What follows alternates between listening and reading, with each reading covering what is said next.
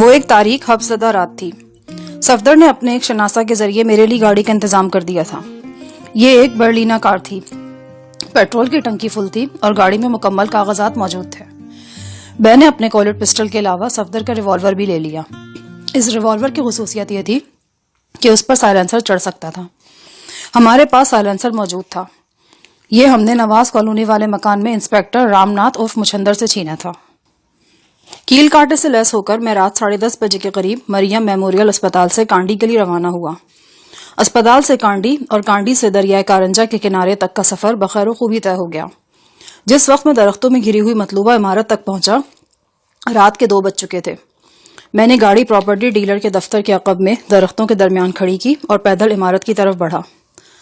Silencer لگے revolver کے علاوہ ایک طاقتور ٹارچ بھی میرے پاس موجود تھی۔ گرد و نواح گہری تاریکی میں ڈوبے ہوئے تھے۔ کبھی کبھی کسی کوٹھی یا فارم ہاؤس کے اندر سے کسی کتے کے بھونکنے کی آواز آ جاتی تھی، ورنہ ہر طرف خاموشی تھی۔ میں اپنی زخمی پنڈلی سے اٹھنے والی ٹیسوں کو برداشت کرتا آگے بڑھتا رہا۔ میری حاصل کردہ معلومات کے مطابق کوٹھی کے اندر ایک مسلح چوکیدار موجود رہتا تھا۔ وہ ریٹائرڈ فوجی تھا اور گونگا تھا۔ اس نے اپنی عیانت کے لیے خونخوار کتا بھی رکھا ہوا تھا۔ اندھیرا پھیلنے کے بعد وہ کتے کو احاطے میں چھوڑ دیا کرتا تھا۔ اب مسئلہ یہ تھا کہ یہ گونگا چوکیدار نہ نواب شہریار کو جانتا تھا اور نہ اس کی بیٹی کو، اور نہ مجھے۔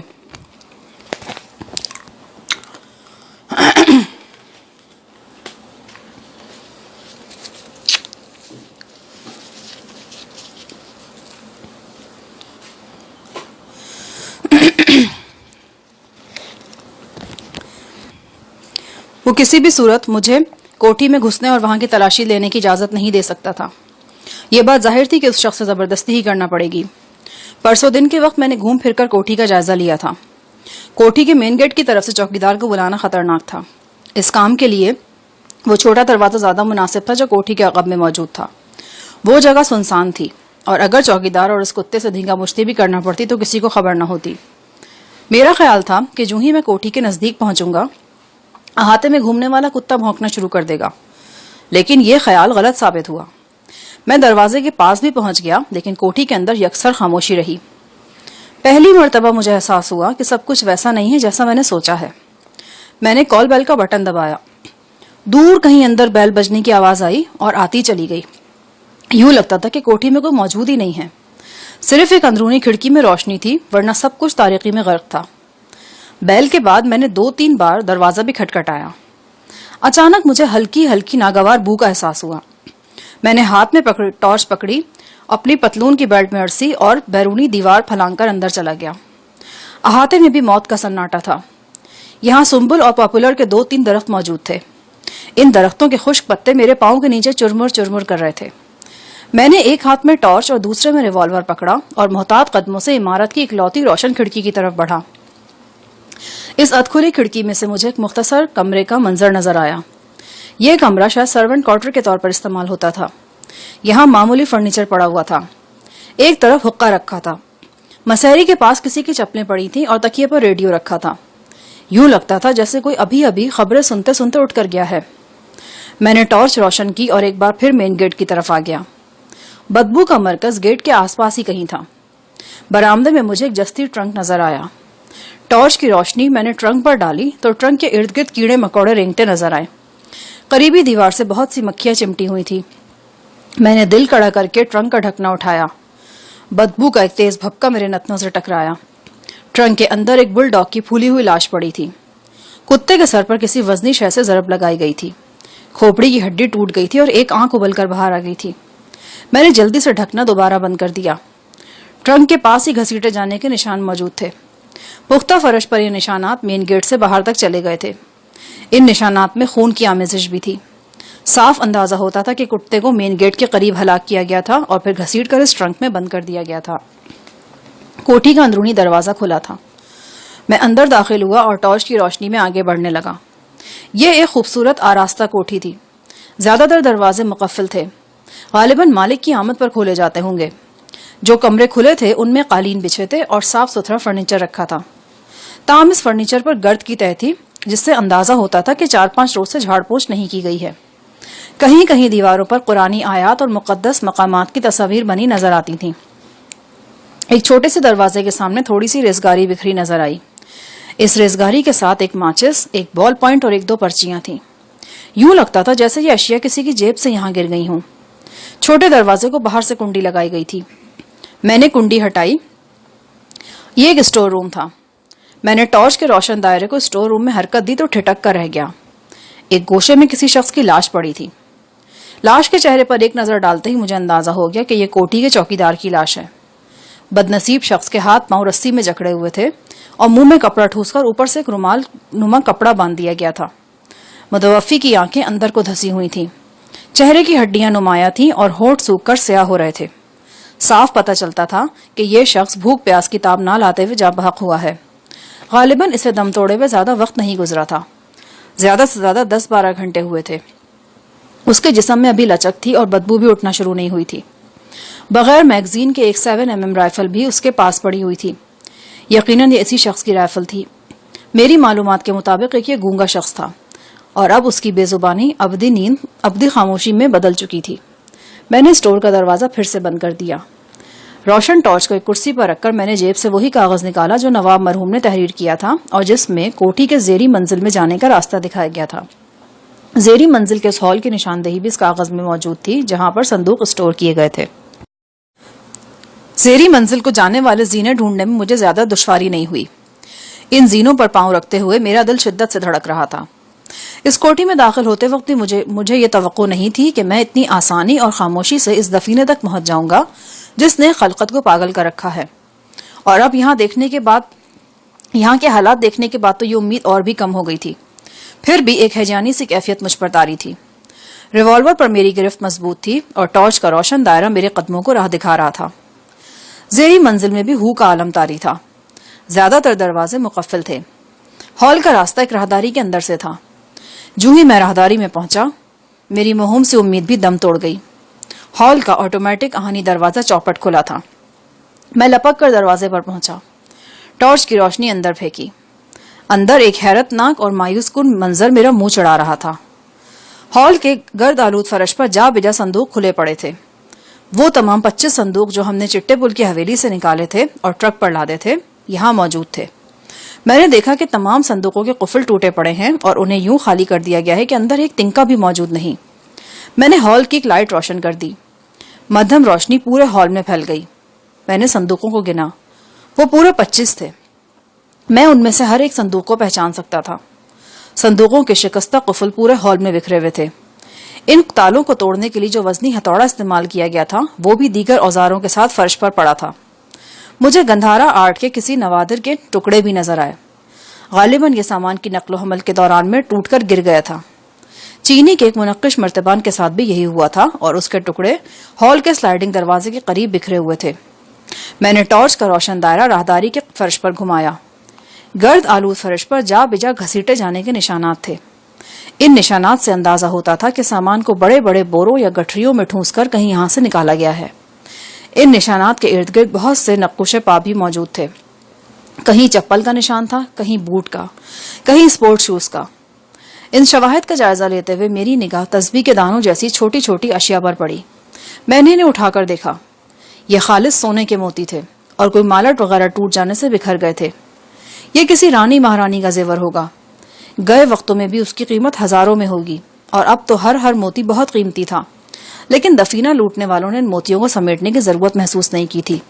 जब करोड़ों बल्कि अरबों रुपए की दौलत हाथ में हो तो 1,00,000-1.5 लाख की हैसियत जेब से गिरने वाली चवन्नी किसी होती है। मैं कुछ देर तक हॉल के लंबे चौड़े मजबूत दरवाजे के सामने खड़ा रहा और खुद को यकीन दिलाने की कोशिश करता रहा कि मैं कोई ख्वाब नहीं देख रहा और हकीकत वही है जो अपनी तमाम तर नामेहरबानी के साथ सामने आ चुकी है। दफीना और इसके नवादरात अब यहाँ नहीं हैं। मेरे पहुंचने से पहले वो सब कुछ अजनबी हाथों में मुंतकिल हो चुका है और ये मुंतकली को ज्यादा अरसे पुरानी बात नहीं है। शवाहिद बता रहे थे कि ये सब कुछ इसी एक हफ्ते के अंदर अंदर हुआ है। मैं सोचने लगा, काश शाहीन चंद रोज पहले हमें सब कुछ बता देती। काश उसे अपने पापा की जहानत और मामला फहमी पर जरूरत से ज्यादा भरोसा नहीं होता और वो मेरे इस खदशे को अहमियत देती कि दफीने के शिकारी दफीने को कहीं से भी ढूंढ सकते हैं। जिस वक्त मैं 1.5-2 घंटे इस खाली डब्बे जैसी कोठी में गुजार कर बाहर निकला तो सफेदा शहर नमूदार होने लगा था और करबो जवार से परिंदों के चहचहाने का शोर बुलंद हो रहा था। دریا کی جانب سے چلنے والی ہوا نے حبس اور گھٹن کو کافی حد تک دور کر دیا تھا۔ اسٹیٹ ایجنسی کے دفتر کے عقب میں میری گاڑی موجود تھی۔ میں گاڑی میں بیٹھا اور واپسی کے سفر پر روانہ ہو گیا۔ کوٹھی سے ملنے والے کچھ شواہد میں اپنے ساتھ لے آیا تھا۔ ان میں نوادرات کے ٹکڑے بھی تھے جو ہال سے ملے تھے۔ سارے راستے میں یہی سوچتا رہا کہ اب جا کر شاہین کو کیا بتاؤں گا۔ اسے اس امر میں ذرا بھی شک نہیں تھا کہ اس کے پاپا نے صندوقوں کی حفاظت کا نہایت معقول انتظام کیا ہے، اور وہ برسوں بھی وہاں پڑے رہیں تو بھی ان کو کوئی نقصان نہیں پہنچ سکتا۔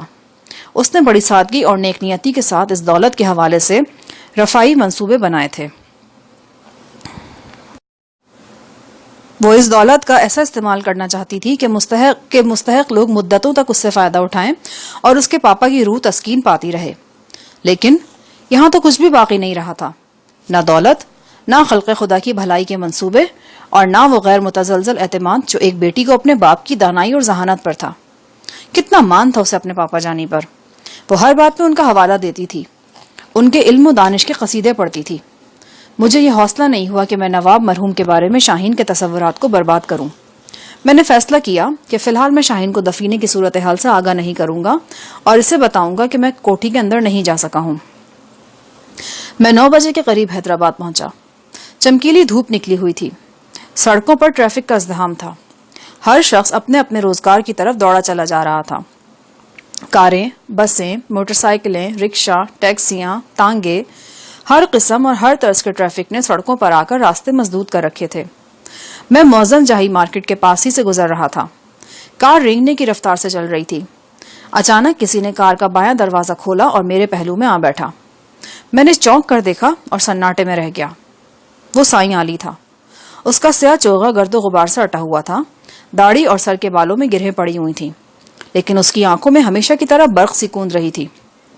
اس نے زور سے میرے کندھے پر دھپ مارا اور بولا، اوے شفیع محمد، تیرا سوا ستیہ ناسو، تجھے ڈھونڈ ڈھونڈ کر میں دیوانہ ہو گیا ہوں۔ اوقاف کی ساری پولیس تیرے پیچھے لگا رکھی اور تو نظر ہی نہیں آ رہا۔ میں تو کہیں نہیں جاتا، تو خود ہی گدھے کے سر سے سینگ کی طرح غائب ہو جاتا ہے اور پھر اچانک ہی ٹپک بھی پڑتا ہے جیسے آپ ٹپکا ہے۔ اچھا زیادہ باتیں نہ بنا، چل اپنے اس کھٹارے کو ایک طرف روک لے، تجھ سے بڑی ضروری بات کرنی ہے۔ کیا یہ بات گاڑی میں نہیں ہو سکتی؟ نہیں، یہ گاڑی والی بات نہیں ہے۔ چل آگے جو راؤنڈ اباؤٹ آ رہا ہے نا، وہاں سے گاڑی واپس موڑ لے۔ وہ پیچھے جو بس اسٹاپ تھا نا، اس کے پاس رکنا ہے۔ میں جانتا تھا کہ سائیں علی سے بحث فضول ہے۔ میں نے اس کی ہدایت پر عمل کیا اور گول چکر سے گاڑی واپس موڑ لی۔ سڑک کے کنارے خانہ بدوش عورت بانس کی تیلیوں سے بنے ہوئے جھاڑو بیچ رہی تھی۔ گاڑی پاس سے گزری تو سائیں علی نے عورت کی جھاڑو کھینچ لی۔ وہ غصے سے گاڑی کے پیچھے بھاگی، لیکن پھر سائیں علی کی درویشانہ صورت دیکھ کر رک گئی۔ سائیں علی راہ چلتے ایسے ہی عجیب و غریب حرکتیں کرتا تھا۔ میں نے پوچھا، اس جھاڑو کا کیا کرنا ہے؟ وہ پیلے پیلے دانت نکال کر مسکرایا۔ وہاں بس اسٹاپ میں اپنی گٹھری رکھایا ہوں، اس میں گڑ ہے، تمہیں تو پتہ ہی ہے، گڑ پر مکھیاں بھن بھناتی ہیں، اب میں اس جھاڑو سے انہیں اڑاؤں گا۔ میں بھلا اس بات کے جواب میں کیا کہتا، خاموشی سے گاڑی چلاتا رہا۔ کوئی 1 فرلانگ پیچھے جا کر ایک بس اسٹاپ کے سامنے سائیں نے گاڑی رکوا لی۔ مجھے ساتھ لے کر وہ کار سے اترا اور بس اسٹاپ کی طرف بڑھا۔ یہ ایک خستہ حال بس اسٹاپ تھا۔ شاید اس روٹ پر زیادہ بسیں نہیں چلتی تھیں، صرف 5-6 سواریاں وہاں کھڑی ہوئی تھیں۔ پتھر کی بینچ پر بیٹھی ہوئی ایک چیز کو دیکھ کر میں حیران رہ گیا۔ وہ سروج تھی۔ اس موقع پر اسے صرف الو کی پٹھی کہنے کو دل چاہ رہا تھا۔ کچھ ایسا ہی واہیات لباس پہنا ہوا تھا اس نے۔ بازو کندھوں تک اور ٹانگیں گھٹنوں تک اریاں تھی اور ہر آنکھ کو دعوت نظارہ دے رہی تھی۔ جتنا لباس موجود تھا وہ بھی چیخ چیخ کر اپنی بے بسی کا اظہار کر رہا تھا۔ وہ کمبخت سرتاپا قیامت بنی اس ٹوٹے پھوٹے بس اسٹاپ پر بیٹھی تھی۔ چند نوجوان جنہیں اپنے دفتر اور کالج کی ٹائمنگز بھول چکی تھی، ندیدوں کی طرح اس کے ارد گرد منڈلا رہے تھے۔ ان کے بس میں ہوتا تو وہ آنکھوں میں اسے کھا جاتے اور ہڈی پسلی کا سرما بنا کر اپنے پاس رکھ لیتے۔ ایک ذرا دلیر قسم کا نوجوان سروج کے قریب بینچ پر بیٹھ چکا تھا اور اس کے تاثرات سے پتہ چلتا تھا کہ وہ عنقریب سروج سے اس کی تنہائیوں اور اداسیوں کا سبب پوچھنے والا ہے۔ وہ عرافہ بڑی معصوم سی صورت بنائے نگاہیں زمین میں گاڑے بیٹھی تھی۔ بس اسٹاپ کے اندر پہنچتے ہی سائیں علی نے یاہو کا نعرہ مارا اور بانسی جھاڑو پوری شدت سے اس نوجوان کی کمر پہ دے ماری جو سروج کے قریب بیٹھا تھا۔ نوجوان تڑپ کر کھڑا ہو گیا۔ اس سے پہلے کہ وہ کچھ کہتا یا کرتا، جھاڑو کی دوسری ضرب اس کے چہرے پر پڑی اور اس کا چشمہ اچھل کر دور جا گرا۔ اس کے بعد تو جیسے بس اسٹاپ کے اندر اور باہر بھونچال سا آ گیا۔ سائیں علی نے سروج کے ارد گرد کھڑے بھونڈے عاشقوں پر تابڑ توڑ جھاڑو برسائے اور انہیں تکنی کا ناچ نچا دیا۔ ایک تو سائیں علی کے غیظ و غضب، اوپر سے پاگلوں جیسا ہولیا۔ مار کھانے والے ڈر کر بھاگے اور پلٹ کر بھی نہیں دیکھا۔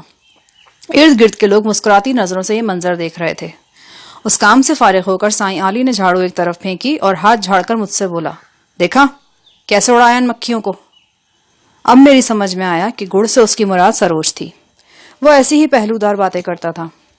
سروج مجھے بڑے ذوق و شوق سے دیکھ رہی تھی۔ میں جانتا تھا کہ مجھ سے کرنے کے لیے اس کے پاس بہت سی باتیں ہیں اور بہت سے سوال ہیں، لیکن فی الحال وہ خاموش رہنے پر مجبور تھی، کیونکہ اس کے پیر و مرشد عزت مآب قبلہ سائیں علی صاحب موقع پر موجود تھے۔ سائیں علی کے چہرے پر عجیب سی چمک نظر آ رہی تھی اور یوں لگتا تھا کہ کسی اندرونی جوش کی وجہ سے اس کی آنکھیں دمک رہی ہیں۔ بس اسٹاپ کی اس مختصر سی چھت کے نیچے اب ہمارے سوا اور کوئی نہیں تھا۔ سائیں علی مجھے لے کر بس اسٹاپ کے ایک نیم تاریک گوشے میں بیٹھ گیا۔ اس کے دوسرے پہلو میں فتنہ ساما سروج بیٹھی تھی۔ سائیں علی نے اپنا بوسیدہ جھولا اٹھایا، پہلے اس میں سے کچھ پھٹے پرانے کاغذ اور باسی اخبار نکالے اور پھر ایک لفافہ نکالا، اس میں ایئر انڈیا کے 4-5 ٹکٹ نکالے۔ ان میں سے 2 ٹکٹ وہ مجھے تھماتے ہوئے بولا، دیکھو یہ کس کا ٹکٹ ہے؟ میں یہ دیکھ کر حیران ہوا کہ یہ میرا اور صفدر کا ٹکٹ ہے۔ ان پر ہمارے وہی فرضی نام لکھے تھے جن ناموں سے ہم یہاں رہ رہے تھے، یعنی میرا نام محمد اسلم اور صفدر کا نام انیس احمد۔ یہ ٹکٹ حیدرآباد سے مدراس تک کے تھے۔ یہ کیا ہے؟ یہ پوچھو کہ کیا نہیں ہے؟ وہ سب کچھ تمہیں ملنے والا ہے جس کے تم اور سروج حقدار ہو، اور وہ سب کچھ تمہیں دریائے کارنجہ کے کنارے نہیں ملے گا، کہیں اور سے ملے گا۔ کافی آگے جانا پڑے گا تمہیں۔ ارے تم تو گھبرا ہی گئے۔ بھائی میں تمہارے ساتھ ہوں اور میرے سارے جنات بھی، ہم لے کے جائیں گے تمہیں۔ ہا ہا ہا، بھائی مزہ آ جائے گا۔ سفر، خطرات، دھینگا مشتی، ایڈونچر، بس اب تم چلنے کی تیاری کرو۔ 1 منٹ کی بھی دیر نہیں لگانی، بلکہ میرا تو خیال ہے کہ تم واپس ہی نہ جاؤ۔ اپنے یار کو بھی فون کر کے یہیں بلوا لو، گاڑی تمہارے پاس پہلے سے ہے۔ شام تک ادھر ادھر گھومیں گے، کچھ ضروری شاپنگ کرنی ہے وہ بھی کر لیں گے۔ رات کا کھانا تاج محل ہوٹل میں کھائیں گے۔ 10 بجے ہماری فلائٹ ہے۔ تجربات نے مجھے سکھا دیا تھا کہ میں سائیں علی کی بے معنی باتوں کو بے معنی نہ سمجھا کروں۔ بظاہر تو وہ الٹی سیدھی ہانک رہا تھا، مگر اس کا جوش و خروش اور سنجیدہ پن کہہ دے رہا تھا کہ دال میں کچھ کالا ہے۔ پھر وہ ٹکٹ بھی لیے بیٹھا تھا۔ اس نے صرف 2 ٹکٹ مجھے دکھائے تھے۔ یقینی بات تھی کہ باقی ٹکٹوں میں سروج کا ٹکٹ بھی شامل ہوگا۔ میں نے سروج کی طرف دیکھا۔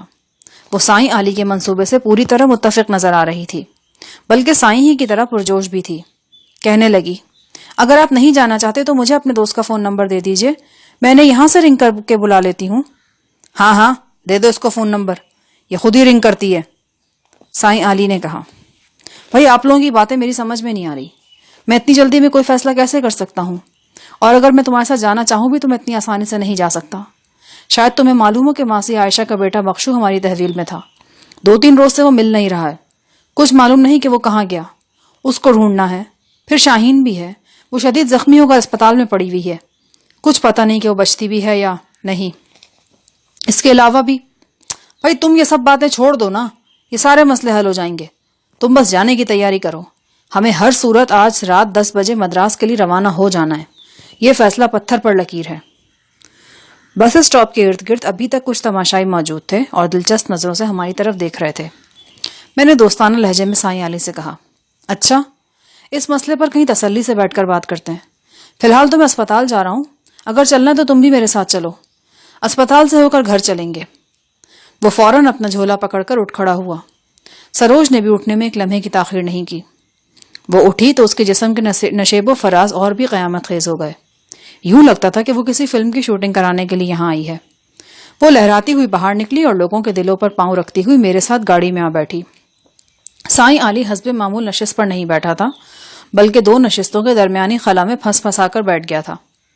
گاڑی کے اندر میرے پہلو میں بیٹھتے ہی سروج نے اپنا گھٹنا میرے گھٹنے سے لگا دیا اور آہستہ آہستہ اسے رگڑنے لگی۔ میں نے اب اس کی حرکات پر سیخ پا ہونا چھوڑ دیا تھا، بلکہ یوں کہنا چاہیے کہ میں اس کی موجودگی کا نوٹس ہی نہیں لیتا تھا۔ شہر کی بھری پوری سڑکوں پر آدھے گھنٹے کے صبر آزما سفر کے بعد ہم مریم میموریل اسپتال پہنچ گئے۔ سارے راستے سائیں علی کی معنی خیز باتیں میرے ذہن میں ہلچل مچاتی رہیں۔ یوں لگتا تھا کہ وہ سائے کی طرح میرے ساتھ ساتھ چلتا رہا ہے اور ان تمام حالات سے باخبر ہو جاتا ہے جو مجھ پر گزرتے ہیں۔ بس اسٹاپ پر ہونے والی گفتگو میں اس نے کئی حیران کن حوالے دیے تھے. ان میں دریائے کارنجا اور صفدر کا حوالہ بھی شامل تھا. اب وہ مجھے کسی انجانی مہم کی طرف مائل کر رہا تھا اور یقین دلا رہا تھا کہ یہی مہم ہمیں ہماری منزل تک پہنچائے گی. سروج اف الو کی پٹھی بھی والہانہ انداز میں اس کی تصدیق کر رہی تھی. گاڑی اسپتال کی پارکنگ میں روک کر میں شاہین کو دیکھنے کے لیے چل دیا. سائیں علی اور سروج وہیں گاڑی میں بیٹھے رہے. میں ذہن میں وہ الفاظ ترتیب دیتا جا رہا تھا جو میں نے دفینے اور نوادرات وغیرہ کے بارے میں شاہین سے کہنے تھے. میں نہیں چاہتا تھا کہ اس حالت میں شاہین کے احساسات کو ذرا سی بھی ٹھیس پہنچے. کوریڈور میں سے گزر کر جب میں آئی سی یو کے سامنے آیا تو مجھے کچھ عجیب سا محسوس ہوا. یوں لگا جیسے کوئی میرے عین پیچھے موجود ہے. اس سے پہلے کہ میں پلٹتا کسی نے عقب سے مجھے بازوؤں میں جکڑ دیا. وہ صفدر تھا اور زارو قطار رو رہا تھا. اس کے بولنے سے پہلے ہی میں سمجھ گیا کہ شاہین ہمیں ہمیشہ کے لیے چھوڑ کر جا چکی ہے. میری آنکھوں کے سامنے ایک سرخ دھند سی پھیلتی چلی گئی. میں نے مڑ کر صفدر کی طرف دیکھا. اس کی آنکھیں آنسوؤں سے لبریز تھیں. نواب زادی صاحبہ ہم سے روٹ گئی ہیں، اس نے دل دوز لہجے میں کہا. میری نگاہ انتہائی نگہداشت کے وارڈ کے اندر گئی. شاہین کے بستر کے گرد پردہ تان دیا گیا تھا. ایک ڈاکٹر اور 2 نرسیں بستر کے قریب موجود تھیں. ایک ڈاکٹر رجسٹر پر اندراجات کرنے میں مصروف تھا. میں شاہین کے بستر کی طرف بڑھا لیکن 2 قدم چل کر رک گیا. مجھے ہمت نہیں ہوئی کہ میں اس کا مردہ چہرہ دیکھ سکوں. مجھے کچھ خبر نہیں تھی میں کب اسپتال سے باہر نکلا، کب میرے قدم سڑک پر مجھے لے آئے. میں تیز دھوپ میں چلتا رہا. جسم کے ہر مسام سے پسینہ ابل رہا تھا. مجھے لگ رہا تھا کہ سینے میں کسی نے دل کی جگہ بڑا سا انگارہ رکھ دیا ہے. اس انگارے کی حدت سے میری آنکھیں جل اٹھی تھیں. میرے ارد گرد زندگی حرکت میں تھی. ٹریفک کا شور، گاڑیوں کے ہارن، سائلنسروں کا دھواں، لوگوں کی آوازیں. کچھ بھی تو مجھ پر اثر انداز نہیں ہو رہا تھا. میں اس ہجوم میں یکسر اکیلا تھا. شاہین کی باتوں کی بازگشت میرے کانوں میں تھی. ایک آواز میری سماعت میں گونجی. مجھے ایسا کیوں لگتا ہے شاہ جہان، تم میرے پاس ہوتے ہوئے بھی بہت دور ہوتے ہو، ہزاروں لاکھوں میل کے فاصلے پر. پھر ایک اور آواز نے میری سماعت کو مجروح کیا. مجھ سے شادی کر لو شاہ جہان، میں ہمیشہ تمہارے ساتھ رہنا چاہتی ہوں. پھر میں نے دیکھا وہ گلاب کی کلیاں لیے میرے سامنے کھڑی ہے. دیکھو شاہ جہان کیا لائی ہوں تمہارے لیے میں. پھر اس کی کھنکتی ہنسی میرے کانوں میں گونجنے لگی، ابلتے چشمے جیسی صاف شفاف اور مترنم ہنسی.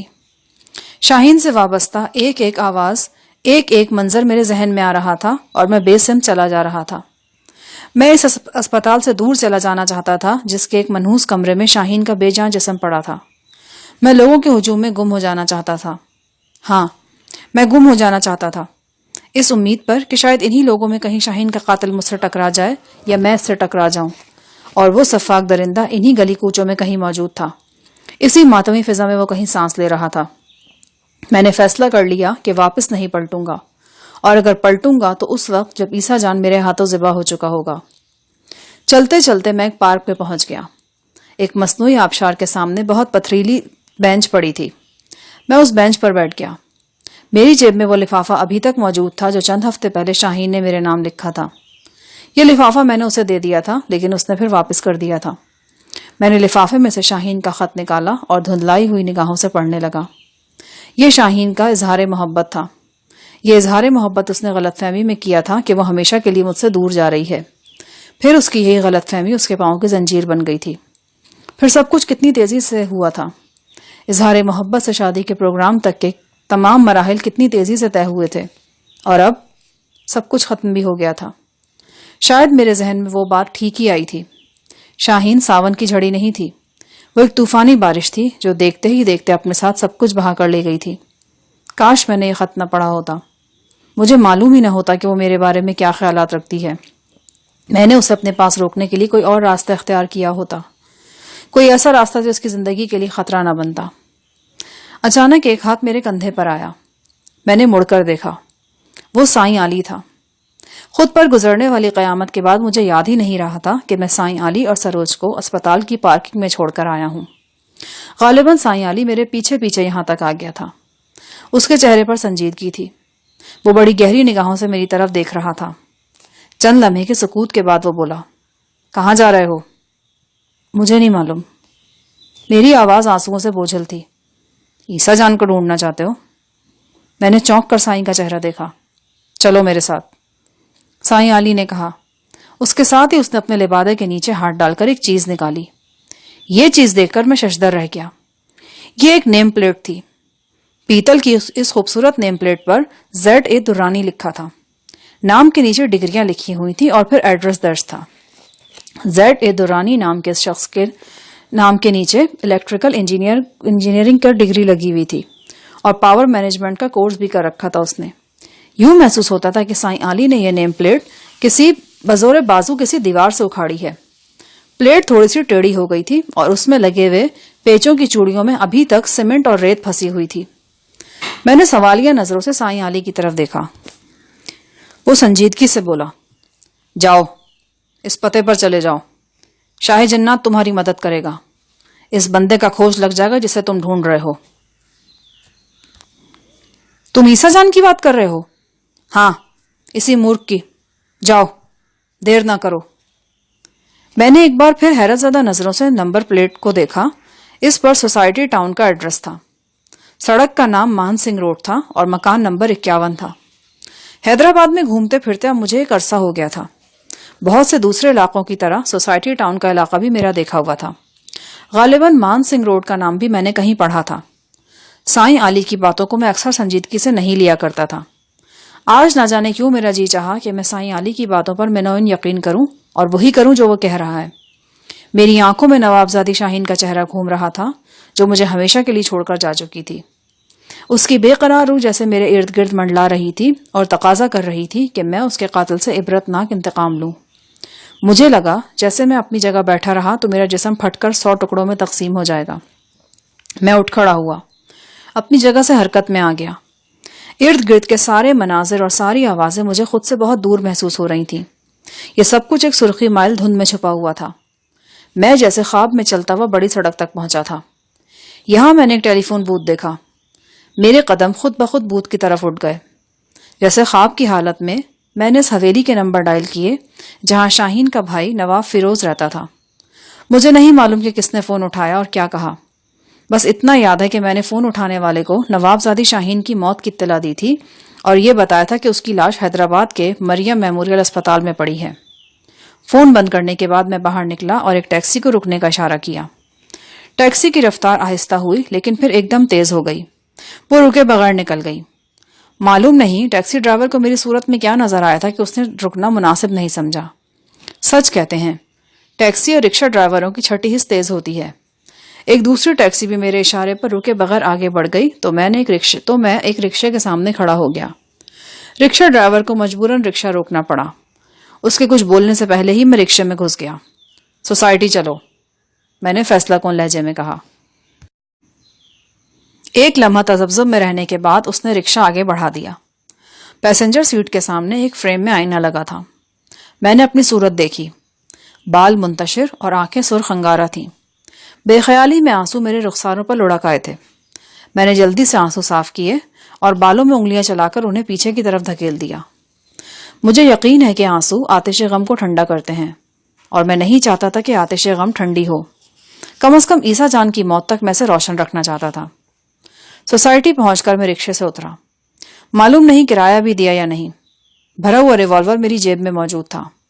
اس کی تسلی بخش سختی میں نے اپنی ران پر محسوس کر سکتا تھا. رکشہ میں نے مان سنگھ روڈ سے کافی دور رکوایا تھا. باقی فاصلہ میں نے پیدل طے کیا.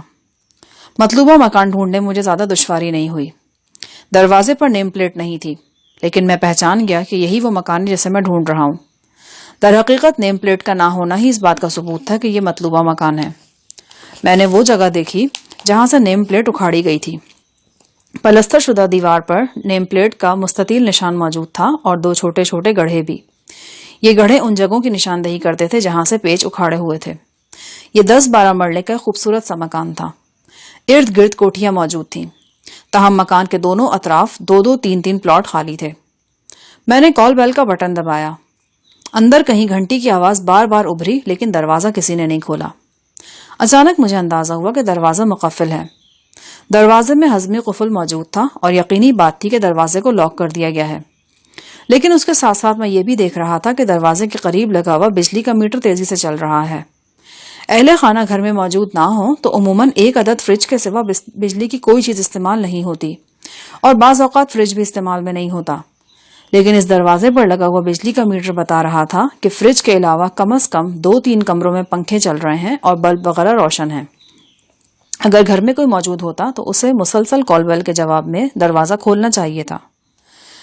اس وقت 12 بج چکے تھے اور تیز دھوپ پھیلی ہوئی تھی۔ میں نے اطراف کا جائزہ لیا۔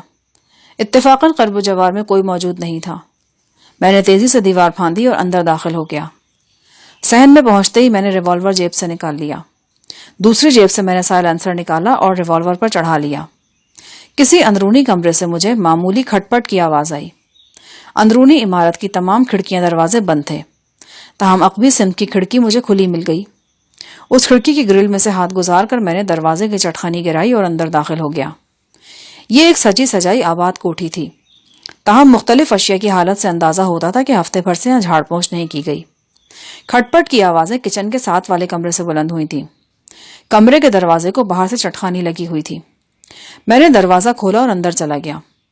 اندر کا منظر میرے لیے حیران کن تھا۔ سنہرے بالوں والی ایک انگریز لڑکی ڈری سہمی بیڈ پر بیٹھی تھی۔ وہ ایک خوبصورت لڑکی رہی ہوگی، لیکن اس وقت اس کی خوبصورتی پر خوف و ہراس اور بے ترتیبی حاوی تھی۔ آنکھیں ویران اور چہرے پر دہشت ناک زردی کھنڈی ہوئی تھی۔ پہلی نظر میں ہی وہ مجھے مخبوط الحواس نظر آئی۔ میرے ہاتھ میں ریوالور دیکھ کر اس کے ہونٹوں سے دبی دبی چیخ نکل گئی اور وہ سہم کر کمرے کے کونے میں سمٹ گئی۔ پلیز پلیز مجھے مارنا مت، اس نے ٹوٹی پھوٹی اردو میں کہا۔ تم جو کہو گے میں کروں گی۔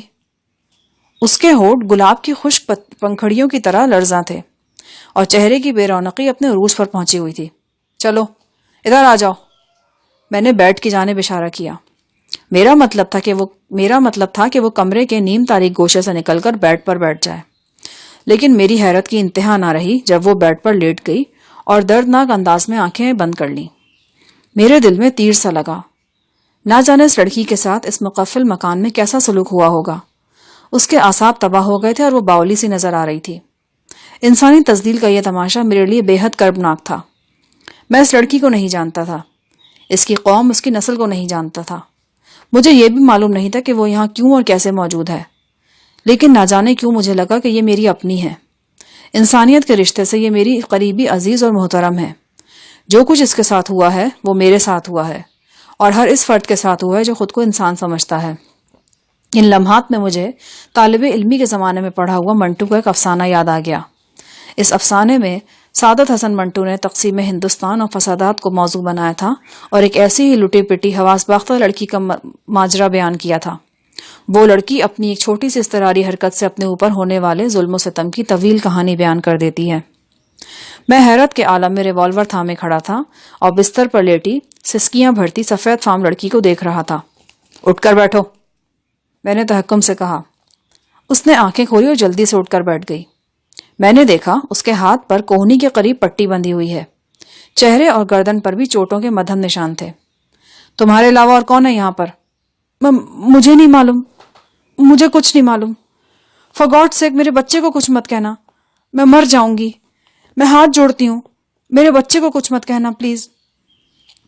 میں اس کے سامنے کرسی پر بیٹھ گیا اور نرم لہجے میں کہا، جن لوگوں نے تمہیں یہاں بند کر رکھا ہے میرا ان سے کوئی تعلق نہیں ہے۔ میں تمہاری مدد کر سکتا ہوں، لیکن اس سے پہلے مجھے معلوم ہونا چاہیے کہ تم کون ہو اور یہاں کیسے پہنچی ہو۔ اس نے بڑے غور سے میری طرف دیکھا، جیسے میری بات کی صحت جانچنے کی کوشش کر رہی ہو۔ مجھے اس کی ویران آنکھوں میں پہلی بار امید کی ہلکی سی کرن نظر آئی۔ کہ کون ہو تم؟ میں کسی شخص کی تلاش میں ہوں۔ مجھے پتا چلا تھا کہ وہ اس کوٹھی میں موجود ہے۔ میں دیوار پھاند کر اندر آیا ہوں۔ وہ ایک دم بلک بلک کر رونے لگی۔ اس کے سنہری بالوں کی لٹیں چہرے پر ڈھلک آئیں اور ناک سرخ ہو گئی۔ وہ دردناک انداز میں بولی، انہوں نے میرے شوہر اور بچے کو پچھلے 8 روز سے اسٹور روم میں بند کر رکھا ہے۔ وہ بڑے ظالم ہیں، انہوں نے بہت مارا ہے ہمیں۔ وہ دھمکیاں دیتے ہیں کہ میرے بچے کو جان سے مار ڈالیں گے۔ بہت برا سلوک کر رہے ہیں وہ ہم سے، بہت ہی برا سلوک۔ تمہارے شوہر کا نام زرڈ درانی ہے؟ وہ اس بات میں سر ہلانے لگی۔ پچھلے 8 روز میں اڑوس پڑوس والوں نے تمہاری خبر نہیں لی؟ یہ ہماری بدقسمتی ہے۔ جس روز ہمارے گھر پر واردات ہوئی ہم 2 ہفتے کے لیے ناگپور جا رہے تھے۔ پڑوسیوں کو یہی پتا تھا کہ اللہ صبح ہمیں یہاں سے نکل جانا ہے۔ اخبار فروش، دودھ فروش اور دھوبی وغیرہ سب کو بتا دیا گیا تھا۔ صبح 4 بجے ہمیں اپنے گھر سے روانہ ہونا تھا اور 3 بجے یہ 2 ڈاکو آ دھمکے۔ اچانک لڑکی سہم کر خاموش ہو گئی. وہ چھت کی طرف دیکھنے لگی. میں نے غور سے سنا. قدموں کی مدھم چاپ مجھے بھی سنائی دی. کوئی شخص سخت تلے والی بھاری بھرکم جوتی پہنے بالائی منزل پر چل رہا تھا. لڑکی خوفزدہ آواز میں بولی, وہ آ رہا ہے, تم چھپ جاؤ کہیں, وہ بہت خطرناک ہے.